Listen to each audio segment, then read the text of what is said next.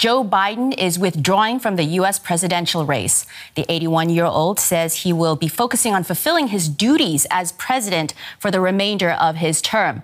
Biden has also endorsed Vice President Kamala Harris to lead the Democratic Party against former President Donald Trump, aiming to avoid further party division. Here is what he had to say on X, quote, "My fellow Democrats, I have decided not to accept the nomination and to focus all my energies on my duties as president for the remainder of my term. My very first decision as the party nominee in 2020 was to pick Kamala Harris as my vice president, and it's been the best decision I've made. Today, I want to offer my full support and endorsement for Kamala to be the nominee of our party this year. Democrats, it's time to come together and beat Trump. Let's do this," end quote. Let's cross over to DW reporter Stefan Siemens in Washington, D.C. Stefan, after weeks of rumors and talks, it's finally happened. President Joe Biden drops out of the 2024 election race. What more do we know? Yeah, you're right. It has been 24 days after this disastrous performance at the TV debate debating former President Donald Trump. And ever since, it has been a downward spiral for the president and for the Democratic Party. As you said, this is a historic moment. This is actually history in the making, at least U.S. history in the making, I can tell you that. Political Washington, political centers all over the country are really buzzing. Not just media, not just pundits, not just experts, but politicians themselves. I think nobody had this timing on the map. Of course, everybody thought, probably he will throw in the towel this week, coming Monday, Tuesday, what have you. But 1:46 p.m. local time, Eastern Standard Time, or Saving Standard Time here at the East Coast, this letter of resignation out of the race, not as president. That's a very important distinction here. He dropped out of the presidential race, but not as president. Republicans, by the way, are already calling for his resignation as president since he is not up to run the race, the presidential race. The Speaker of the House says he should also resign as president. That is not going to happen. I am fairly certain of this. However, 1:46 first, the letter that he's dropping out. And then half an hour later, also on X, formerly known as Twitter, the full endorsement of Kamala Harris. Now, with all of this, the president now not running for re-election anymore, a treasure trove of uncertainties are coming out, are opening themselves up. There's questions which, frankly, not just me, but nobody else has answers for. Will Kamala Harris be automatically the new candidate for the Democratic Party in the November race? Will she? What will happen to the delegates vote, who voted for Donald Trump, for Joe Biden overwhelmingly? So there are many, many questions which will also make the Democratic convention in about 3 weeks' time now really, really interesting and unique and historic. Stefan, as we've reported, Biden says he would like to see Vice President Kamala Harris in his stead. But you had suggested earlier, this isn't a foregone conclusion, is it? It's not. It's very unclear what's going to happen now. There is, I have to say, that is apparent. There's already party leaders and some governors, Democrats, coming out in support of Kamala Harris. But, however, there is a Democratic convention. And if somebody, and this is, following the rule book, Democrats have those rules for a reason.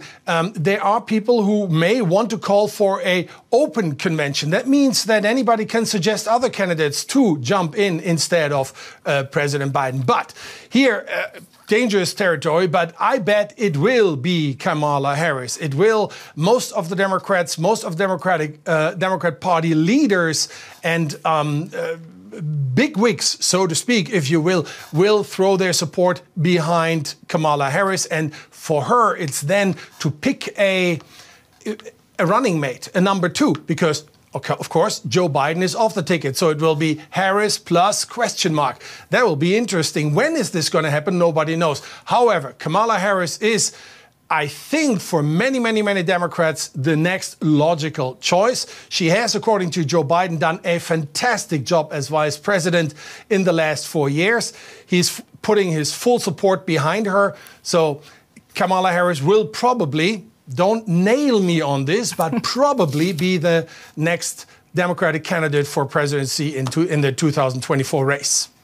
Well, let's take a look now at Vice President Kamala Harris. There has been a great debate among the Democrats whether she would be the strongest candidate against former President Donald Trump.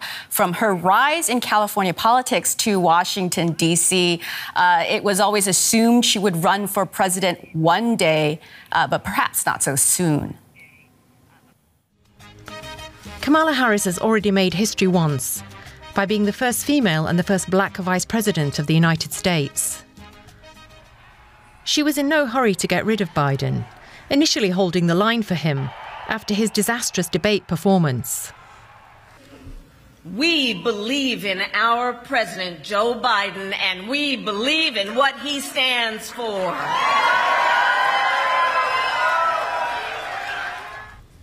But soon after this, others began to push for her to replace him if he stepped aside. It's a scenario few would have predicted just a couple of years ago. The start of her vice presidency was overshadowed by criticism. Some said Harris was failing to make the most of her role and was being ineffective. However, supporters claimed she was being sidelined and held to a higher standard because she was a woman and black. Yet perhaps unsurprisingly, for one who managed to become the Vice President of the US, she's not a person to back down. There are going to be many times in your life where you're going to be told that can't be done. It's never been done before. It's not time. They're not ready for it. And then this is the one I love. It's going to be a lot of hard work.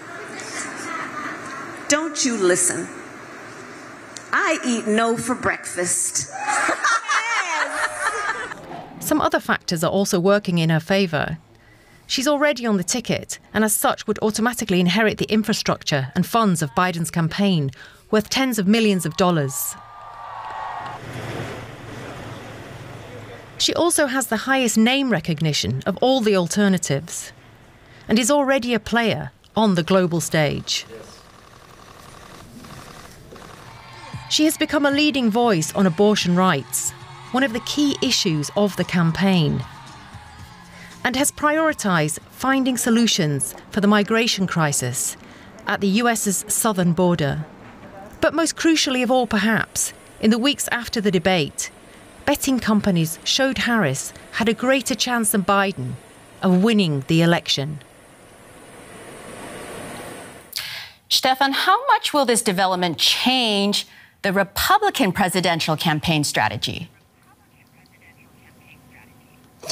Great question. Guess what? Worst case scenario for the Republican Party right now, for Donald Trump and J.D. Vance, because they really wanted Joe Biden to stick to the ticket. Because they thought, and they made accordingly to that thinking, the appropriate strategies, it will be a more or less walk in the park to win against Biden after his performance in the last few weeks. And now they have to deal with a new candidate and a new number two, whoever that will be. We don't know. Again, there's many, many questions unanswered, and we don't even know all the questions, nor do we have a clue about all the answers for the unknown questions. Anyway, point is, the Republicans have not a problem now, but they need to change gear. They need to change strategy. How will they do this? Needs to be seen. However, there is, of course, politics. This is Washington. If you need a friend, get a dog, as Truman said once. The Republican Speaker of the House already said that the president should step down as president as he is not able to run in the race and steps down from the presidential race. He should now also step down as president. So he tries to portray Biden as very weak, but that's not going to happen. Republicans have to change and roll with the punches here, go with the flow, like we all. Now, very quickly, with Harris, if she does become the nominee, how does this work? Will she take over Biden's campaign team and the money that's been collected? That's hard to answer. I say, to be safe, I don't know. Why? Because there's a legal question involved. There could be lawsuits against her doing exactly that, but there's also an argument which is ready for her to do that. So I'm going to stay out of this. This is all legal mumble jumble, and there should be and could be lawsuits around this. But that would be the next logical step, at least from a political point of view. She's in the race. She knows all the makers. She has contact to the donors. She's on the trail, on the campaign trail for many, many months. She should take over the campaign. Will this happen like this? We will see. Will it be difficult? Probably. It's not going to be easy. One way or another, this pans out here, and what the Democrats do or what Kamala Harris does.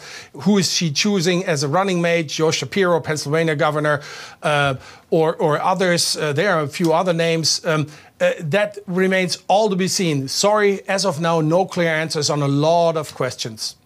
Yeah, it's going to be a very interesting next few weeks going up to the convention. And as you say, there could well be legal issues with the campaign funds. And I have also seen reports that this is a potential Republican strategy to make that a particular issue. Stefan Simons in Washington, D.C., thank you so much for joining us.